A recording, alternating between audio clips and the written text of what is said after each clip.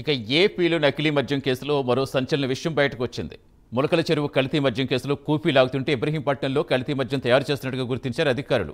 కొండపల్లి మున్సిపాలిటీలో ఏఎన్ఆర్ బార్ ఎదురుగా ఉన్న గోదాంలో కల్తీ మద్యం తయారు చేస్తున్నట్టుగా గుర్తించారు. కల్తీ మద్యం సీసాలతో పాటుగా ఖాళీ సీసాలు, స్పిరిట్ ఎక్సైజ్ అధికారులు స్వాధీనం చేసుకున్నారు.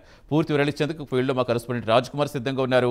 రాజ్ కుమార్, ఏంటి ములకల చెరువు అంశం చాలా చోట్ల మొత్తం తీగలాగితే డొంకదిల్లినట్టుగా మొత్తం చాలా చోట్ల బయటకు వస్తున్నట్టున్నాయి. ఇంకా ఎక్కడెక్కడ ఉన్నట్టుగా గుర్తించారు అధికారులు?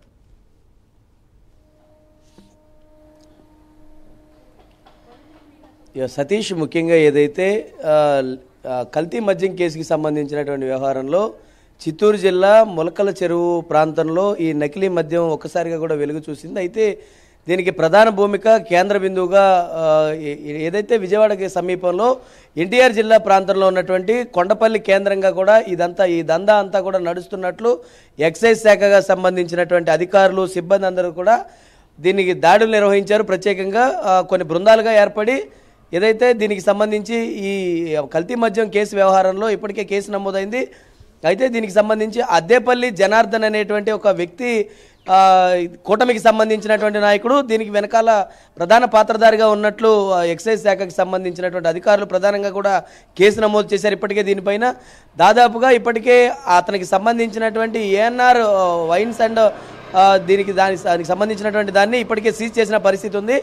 దాదాపుగా కొన్ని వందల డ్రమ్ములు, ఏదైతే ఇటు స్పిరిట్ డ్రమ్ములు, చాలా వందల డ్రమ్ములు, అదేవిధంగా ఖాళీ మద్యం బాటిళ్ళు, దానికి సంబంధించినటువంటి మూతలు, ఇవన్నిటిని కూడా ఎక్సైజ్ శాఖ అధికారులు స్వాధీనం చేసుకున్నారు. అంటే ఇప్పుడు ప్రధానంగా తయారీ అవుతున్నటువంటి లిక్కర్ బ్రాండ్స్ ఏవైతే ఉన్నాయో వాటిను ఇవి అన్నిటిని కూడా కలిపి విక్రయిస్తున్నారనేటువంటి ఒక అనుమానంతో ప్రధానంగా ఏదైతే ఇటు చిత్తూరు జిల్లా ములకల చెరువు ప్రాంతంలో ఏదైతే కల్తీ మద్యం ఒకసారిగా కూడా వెలుగులోకి వచ్చిందో, ఆ తర్వాత తీగలాగితే అక్కడి నుంచి కూడా ఇక్కడ రాయలసీమ ప్రాంతం నుంచి ఇది దాదాపుగా ఇక్కడ ఉన్నటువంటి కోస్తా ప్రాంతం వరకు కూడా ఇదంతా కూడా వచ్చిందంటే దాదాపుగా ఈ మధ్యలో ఎంతమందిని మేనేజ్ చేశారనేటువంటి దానిపైన కూడా అధికారులందరూ కూడా ఫోకస్ చేస్తున్నారు. ఇప్పటికే రాష్ట్ర ముఖ్యమంత్రి దీని మీద చర్యలు తీసుకోవాలనేది చేపట్టారు. ఎందుకంటే ఇప్పటికే గత ప్రభుత్వం ఇదే కేసు వ్యవహారంలో, లిక్కర్ స్కామ్ కేసు వ్యవహారంలో క్రియాశీలకంగా గత వైఎస్ఆర్ కాంగ్రెస్ పార్టీ ఇదే కల్తీ మద్యాన్ని తయారు చేసి దాన్ని సొంత బ్రాండ్లుగా వారందరూ కూడా చలామణి చేసి అమ్మిన పరిస్థితి ఉంది. కాబట్టి అదే తరహాలో, అదే విధానంలో కూడా మళ్ళీ కొనసాగిస్తున్నారంటే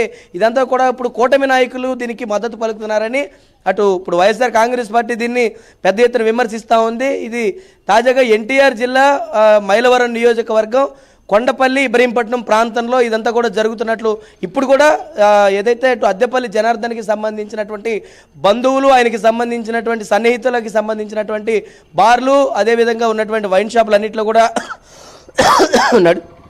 తనిఖీలు నిర్వహిస్తున్న పరిస్థితి ఉంది. ఈ నేపథ్యంలో ఏదైతే ఇటు లిక్కర్ స్కామ్ కేసులో ఏదైతే పెద్ద మొత్తంలో ఇది కల్తీ మద్యం జరిగిందో అదే వ్యవహారంలో ఇప్పుడు ఇదే కేసుకి సంబంధించి జరుగుతుంది. కాబట్టి మరి ప్రభుత్వం దీనిపైన ఎలాంటి చర్యలు చేపడుతుంది అనేది కూడా వేచి చూడాల్సిన అంశం ఉంది. సతీష్.